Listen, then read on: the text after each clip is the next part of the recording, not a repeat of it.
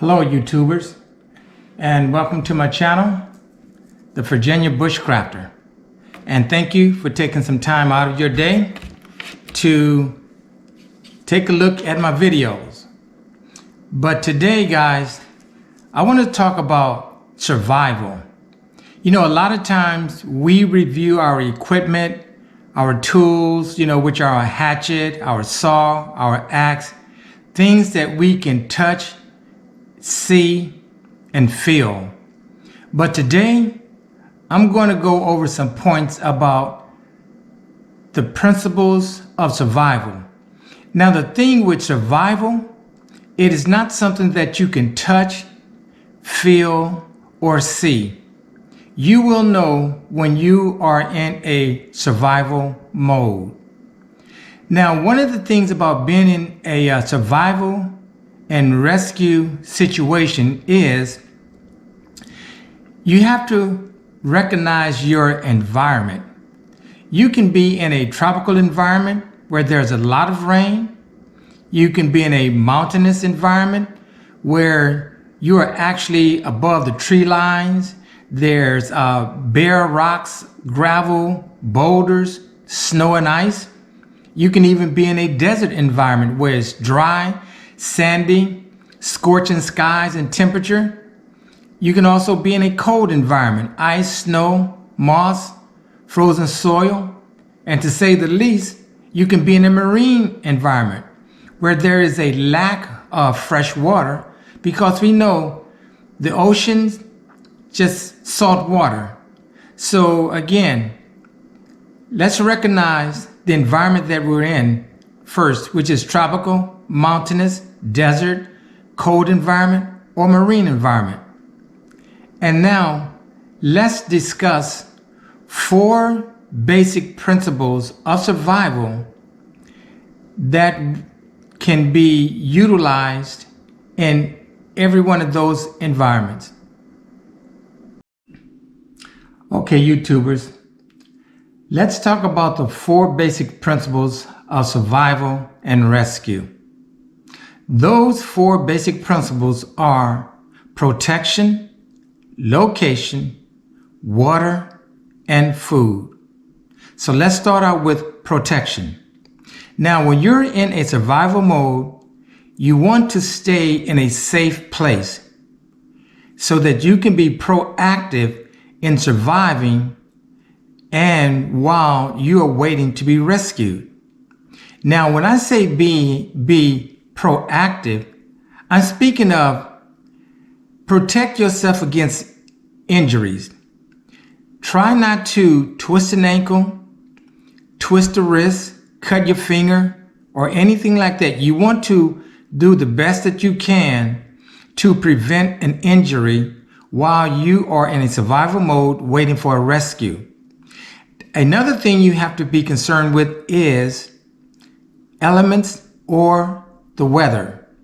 It can be very cold, so you want to get some type of shelter, whether it's with your tarp or debris shelter. You want to get some type of shelter.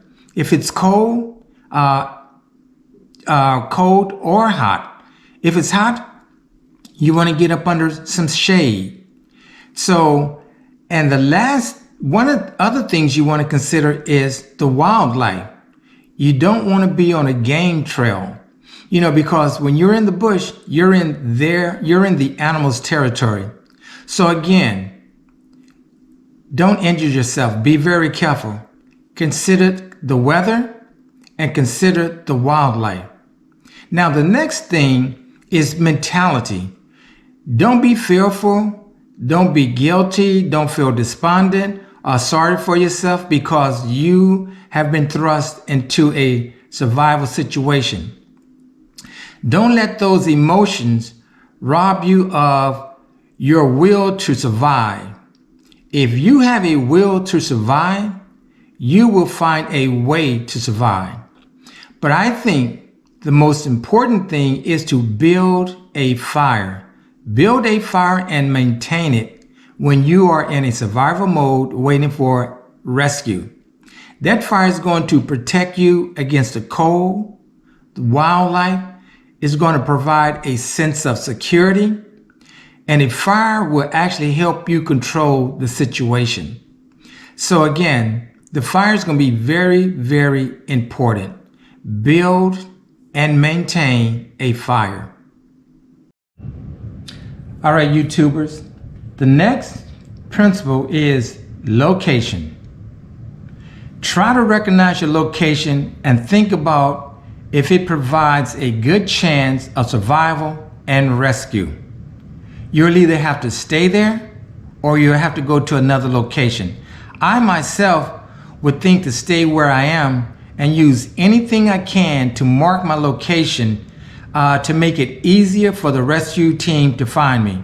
You know, you can use some of that orange trailer tape that hunters use, orange bandana, a mylar blanket with the X's on it, anything that's odd shape that's made out of wood.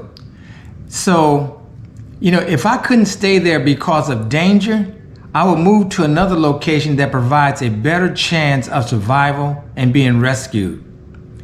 You want to look for the best place that offers you the best chance of being seen and attracting attention. So I think one of the things you can do is go to an open field, stay away from the brush that's going to hide you, and make different type of signs out of wood like SOS. So again,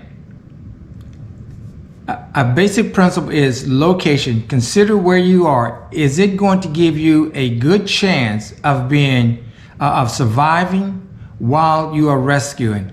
Are you going to stay there or are you going to leave because of danger? If there's no danger, me myself, I'm going to stay where I am. I'm going to mark that location to make sure that the rescue team can see me. I'm going to look for the best place, and that's going to be in an open field. But location is very important when it comes to surviving while you are waiting to be rescued. Okay, YouTubers, the next basic principle of survival is water. Water is the essence of life. Even though you can go 3 days without water, physical and mental tasks to survive and be rescued will be reduced within 24 hours. That is correct, 24 hours. Even though we can go 3 days without water, you're going to feel the effect of not having water within 24 hours. If you're injured or it's hot or you have a heavy workload, your survival time could be dramatically reduced. Now, this is the time to know how to source water. This is the time to know how to filter and purify your water. Now, let's say if a person is physically and mentally fit, they probably can go 3 days without water, whereas the other person that is not as physically and mentally fit may not make it 3 days without water. But that person that is physically fit and mentally prepared, on that 4th day, possibly, you know, with the lack of water, the lack of sleep, the lack of food, that person will only worsen until they are rescued. So water, it is the essence of life. And even though we can go up to 3 days without water, I am sure the average person will see some type of negative effect within 24 hours. So again, be cognizant of this water situation. Be able to source your water, filter your water, as well as purify your water. Now, the last basic principle of survival that I want to speak on is food. The importance of food is directly related to how much time you may be in the woods. The longer you're in the woods, the more food you will need. Without food for a period of time, your movement will slow. It will become slower. It will slow down, and you will feel the effects of hunger. The body won't be able to repair itself without food, and you'll need water to digest that food. So before you run out of food, start to forage your food. If you're going on into the bush for 2 days, carry 3 days of food. And when you're down to just 1 day or a day and a half, start foraging your food. So again, guys, food is very important. It is related to how much time you're going to be in the wood as to how much food you take with you. So guys, just remember the 4 basic principles of survival and rescue. Protection. Stay in a safe place. Protect yourself from being injured. Stay mentally strong and build a fire. Location. Does it provide a good chance of you surviving while you're waiting on a rescue team? Water, the essence of life. We can go 3 days without water, but you will feel the effects within 24 hours. And food, have enough food when you're in the bush.